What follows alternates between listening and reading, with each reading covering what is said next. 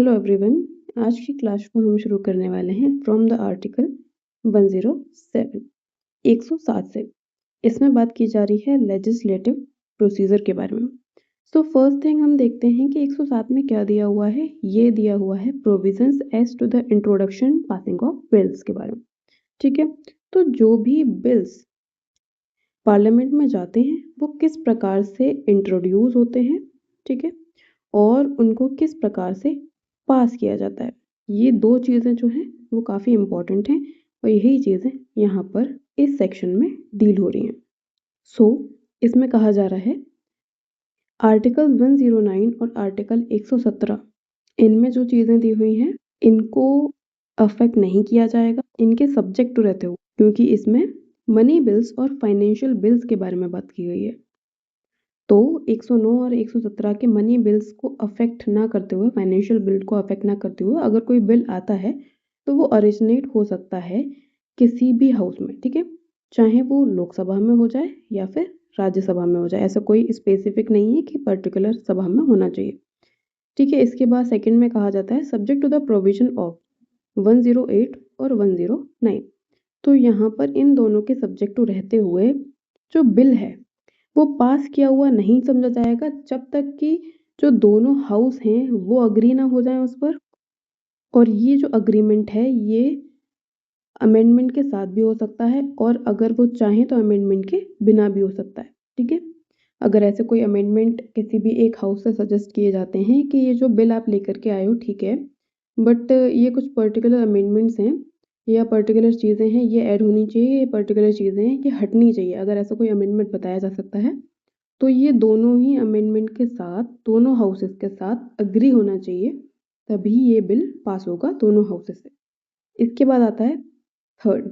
इसमें कहा जा रहा है कि जो भी बिल पेंडिंग में होता है कहाँ, पार्लियामेंट में, वो लैप्स नहीं होगा केवल इस वजह से कि जो हाउस है वो प्रोरोगेशन में गया है, ठीक है। इसके बाद आता है फोर्थ। इसमें कहा जा रहा है अगर बिल पास हो चुका है बाय द राज्यसभा, मतलब काउंसिल ऑफ स्टेट ने, सॉरी बिल पेंडिंग है राज्यसभा में, ठीक है, लेकिन हाउस ऑफ पीपल मतलब लोकसभा से वो पास हो चुका है। इसके बाद देखिए, इसके बाद आता है हमारा फोर्थ पॉइंट। इसमें कहा जा रहा है कि एक जो बिल है वो पेंडिंग है काउंसिल ऑफ स्टेट मतलब राज्यसभा में, और वो जो बिल है वो पास नहीं हुआ है अभी हाउस ऑफ पीपल, लोकसभा से भी अभी पास नहीं हुआ है। और यदि जो लोकसभा है वो डिसॉल्व हो जाती है, डिसोल्यूशन में चली जाती है, तो इसका मतलब ये नहीं होगा कि जो बिल है वो लैप्स हो जाएगा, मतलब बिल लैप्स नहीं होगा। क्यों नहीं होगा? क्योंकि जो लोकसभा है, अगर लोकसभा में बिल होता और लोकसभा डिसॉल्व हो जाती तो ये चीज़ अफेक्ट करती, लेकिन पेंडिंग ये राज्यसभा के सामने है।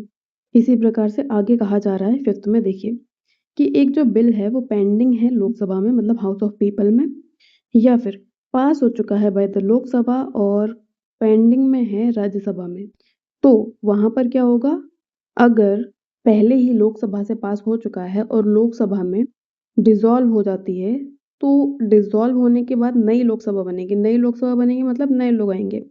तो अब जो पहले पास हो चुका है लोकसभा से, तो क्या हम ये कह सकते हैं कि उसके डिसॉल्व होने से कोई इफेक्ट नहीं पड़ेगा? नहीं, क्योंकि नए लोग आएंगे, नई लोकसभा बनेगी, पूरा सब कुछ नया होगा। तो यहाँ पे हम कहेंगे कि जो बिल था जो पास हुआ था लोकसभा से वो यहाँ पर लैप्स कर जाएगा। नेक्स्ट आर्टिकल है हमारा 108, जिसमें बात की जा रही है joint sitting of both houses in certain cases. तो जॉइंट सिटिंग किनकी हो रही है? लोकसभा और राज्यसभा की। अब ये कुछ सर्टेन केसेस में हो रही है, वो केसेस क्या हैं?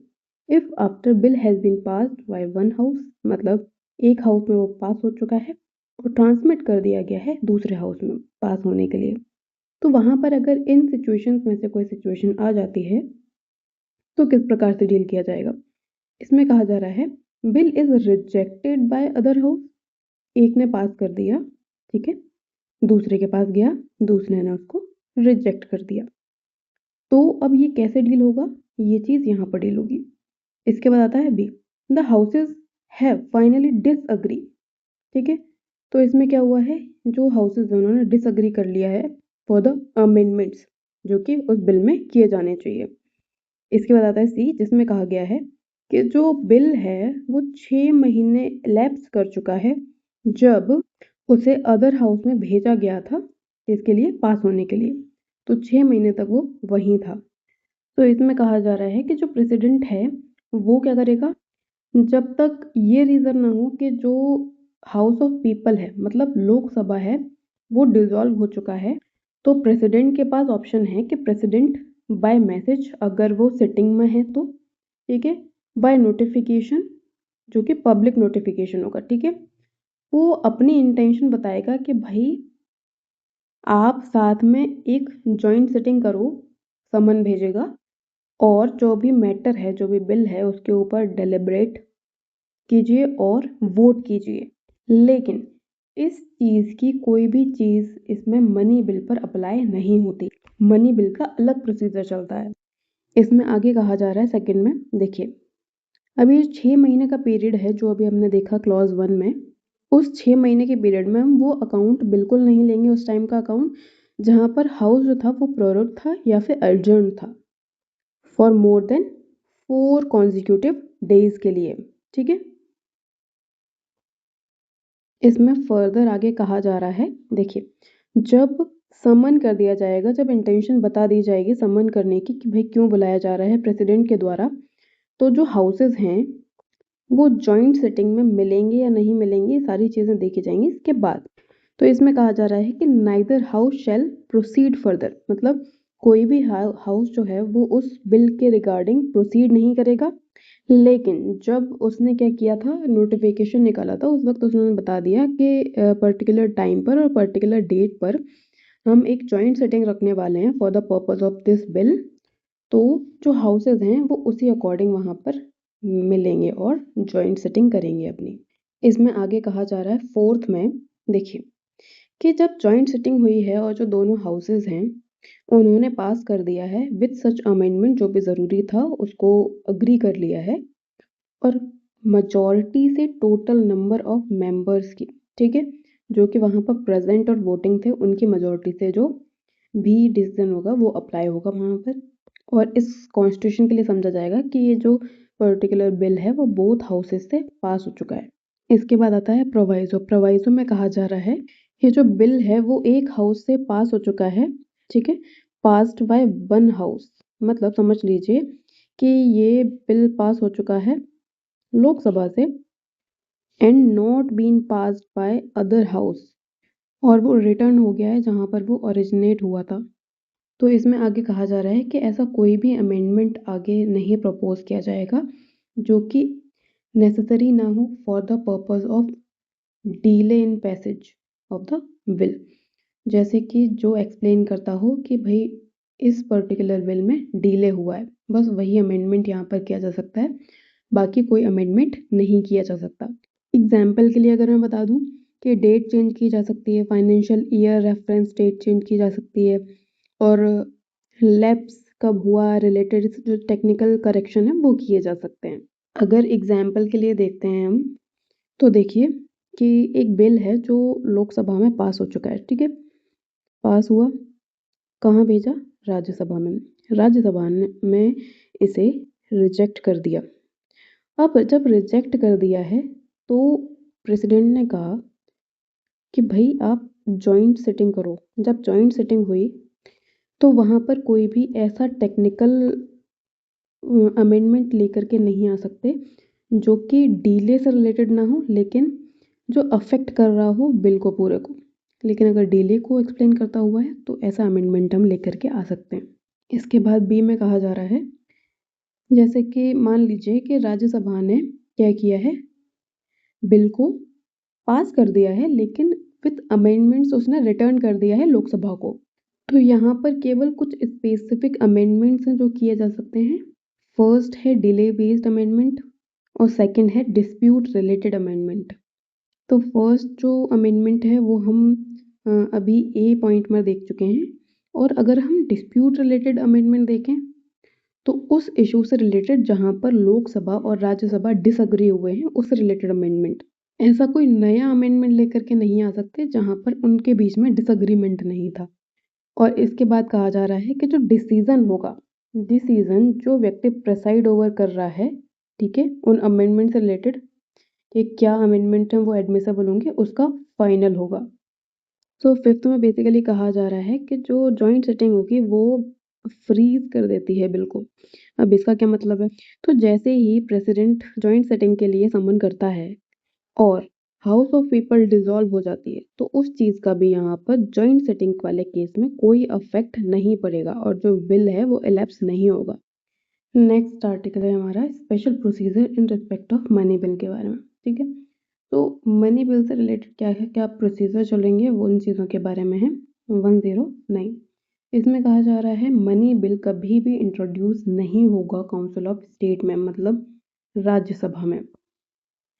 और जब money bill house of people मतलब लोकसभा में पास हो जाता है उसके बाद ट्रांसमिट किया जाएगा कहाँ पर, काउंसिल ऑफ स्टेट में फॉर द रिकमेंडेशन, जो भी उनको लगता है कि किए जाने चाहिए। और वो एक समय सीमा के साथ आएगा जो कि होगी 14 डेज। तो 14 डेज के अंदर में राज्यसभा को अपने रिकमेंडेशन उस पर्टिकुलर बिल पर जो उसमें रिसिप्ट दी होगी उसके अकॉर्डिंग 14 डेज में उसको रिटर्न करना होगा उस बिल को, ठीक है, कहाँ पर, लोकसभा में, विथ इट्स रिकमेंडेशन। तो जैसे ही रिकमेंडेशन आएंगे उसके बाद हाउस ऑफ पीपल मतलब लोकसभा उसके ऊपर देखेंगे कि भाई क्या क्या रिकमेंडेशन है।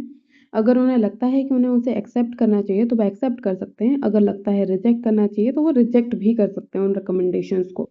इसमें आगे कहा जा रहा है कि अगर हाउस ऑफ पीपल लोकसभा से उन रिकमेंडेशन को एक्सेप्ट कर लेता है तो कहा जाएगा जो मनी बिल है वो वहां पर पास समझा जाएगा फॉर द बोथ हाउस, ठीक है, उन अमेंडमेंट के साथ जो कि रिकमेंडेशन में उसके बाद द्वारा दिए गए थे और जिनको एक्सेप्ट कर लिया गया था by the house of people. वहीं पर अगर उसको एक्सेप्ट नहीं किया जाता है तो भी मनी बिल समझा जाएगा कि वो पास हो गया है लेकिन विदाउट रिकमेंडेशन जो कि वहां पर दिए गए थे, ठीक है। फिफ्थ में कहा जा रहा है, देखिए, यदि मनी बिल जो है वो पास नहीं किया जाता है लोकसभा को विद रिकमेंडेशन, मतलब उन्होंने होल्ड करके रखा हुआ है उसको और 14 डेज का जो पीरियड है वो निकल चुका है, तो ये समझा जाएगा कि जो बिल है वो बोथ हाउसेस से पास हो चुका है जब वो 14 डेज एक्सपायर होते हैं उस डेट पर। ये क्लियर हो जाएगा कि ये अब समझा जाएगा कि ये दोनों हाउसेस से पास हो चुका है, लेकिन इसकी जो ये डेट होगी वो क्या होगी, जिस दिन वो हाउस ऑफ पीपल में पास हुआ था वो वाली डेट। तो बोथ हाउसेस के लिए हम उसी डेट को लेंगे। अब इसके बाद आता है कि मनी बिल की डेफिनेशन क्या है, मनी बिल होता क्या है। तो 110 में बताया गया है कि इस चैप्टर के लिए हम जहाँ बिल की बात कर रहे हैं कि भाई मनी बिल किस प्रकार से होगा, किस प्रकार से पास होगा, तो मनी बिल है क्या। तो इसमें कहा जा रहा है कि इस पर्टिकुलर चैप्टर में जो हम बिल की बात कर रहे हैं तो वो पर्टिकुलर बिल्स मनी बिल होंगे जो कि इसके अंदर दिए हुए हैं। सो इसके बाद आता है सब क्लॉज ए जिसमें कहा जा रहा है imposition, abolition, remission and alteration और रेगुलेशन ऑफ टैक्स। तो इससे रिलेटेड जो भी मैटर्स होते हैं टैक्सेशन से रिलेटेड, जहाँ पे टैक्स इम्पोज किया जा रहा है, अबॉलिश किया जा रहा है, रेमिशन किया जा रहा है, ऑल्ट्रेशन किया जा रहा है, ऐसी कोई भी चीज़ करी जा रही है तो उस केस को हम समझेंगे कि वो एक मनी बिल है। जैसे कि इनकम टैक्स, जीएसटी, कस्टम, ये सारी चीज़ें इसमें आ सकती हैं। इसके बाद आता है बी में the regulation of borrowing of money और giving of any guarantee by the government of India or amendment of the law with respect to any financial obligation undertaken or to be undertaken by the government of India। तो किसी भी जगह पर अगर government guarantee कर रही है, government बोरो कर रही है या फिर फाइनेंशियल ऑब्लिगेशन में है, तो अगर इन सारे मैटर से रिलेटेड कोई भी बिल होगा तो वो भी एक मनी बिल है। गवर्नमेंट ऑफ इंडिया किसी से भी मनी बोरो करेगा तो इसके लिए भी एक बिल आएगा जिसको हम मनी बिल बोलेंगे। इसके बाद आता है सी जिसमें कहा जा रहा है custody of consolidated fund and contingency fund of India, the payment of monies into और withdrawal of money from any such fund. तो इसमें अगर कोई पैसा डाला जाएगा उससे रिलेटेड या फिर इससे कोई पैसा विड्रॉ किया जाएगा उससे रिलेटेड, इन दोनों फंड से कोई पैसा निकाला जाएगा या फिर डाला जाएगा, उसके लिए भी एक जो बिल आएगा वो होगा मनी बिल। इसके बाद आता है डी, जिसमें appropriation of money out of consolidated fund of India. तो इसमें से जो भी मनी विड्रॉल किया जा रहा है, ठीक है, वो भी एक मनी बिल है। इसके बाद है declaring of expenditure to be expenditure charged on consolidated fund of India और the increasing of amount of any such expenditure. अगर ऐसा कोई एक्सपेंडिचर है जिसको डिक्लेयर किया जा रहा है जो कि चार्ज होगा on the consolidated fund of India पर, या फिर उनमें इंक्रीज हो रहा है उसके अमाउंट में, तो इन दोनों चीज़ों से रिलेटेड भी अगर कोई ऐसा आता है टॉपिक, तो वो भी यहाँ पर मनी बिल कहा जाएगा। इसके बाद आता है कि receipt of money on the account of consolidated fund of India and public accounts. ठीक है, तो मतलब कंसोलिडेटेड फंड ऑफ इंडिया या फिर पब्लिक अकाउंट से या फिर audit of union and state account से ऐसी कोई मनी ली जा रही है, तो वहाँ पर उसके लिए भी जो बिल आ रहा है उसको हम क्या बोलेंगे, मनी बिल। और इनमें से कोई भी मैटर्स, मतलब सब क्लॉज ए से लेकर के 4 तक में कोई भी मैटर्स अगर आते हैं और उनसे इंसिडेंटल ऐसा कोई मैटर है, उनसे रिलेटेड ऐसा कोई मैटर है, तो वो भी यहाँ पर मनी बिल होगा। लेकिन आगे सेकंड क्लॉज में कहा जा रहा है कि मनी बिल केवल इसलिए मनी बिल नहीं समझा जाएगा अगर वहाँ पर इम्पोजिशन ऑफ फाइन या फिर कोई अदर पिक्यूनरी पेनल्टी लगाई जा रही है, या फिर ठीक है डिमांड की जा रही है फीस पे करने की या पेमेंट ऑफ फीस की किसी भी लाइसेंस के लिए, ठीक है, या किसी भी सर्विस के लिए, तो उसको नहीं कहा जाएगा कि ये एक मनी बिल होगा। ठीक है, और आगे कहा जा रहा है कि जो टैक्स है उसको इम्पोज किया जा रहा है, अबॉलिश किया जा रहा है, रेमिट या अल्ट्रेशन किया जा रहा है, ठीक है, लेकिन बाय द लोकल अथॉरिटी किया जा रहा है और फॉर द लोकल पर्पस किया जा रहा है, तो वो भी मनी बिल नहीं होगा। और आगे कहा जा रहा है थर्ड में कि हम ये कैसे डिसाइड करेंगे कि कोई भी पर्टिकुलर बिल जो है वो एक मनी बिल है।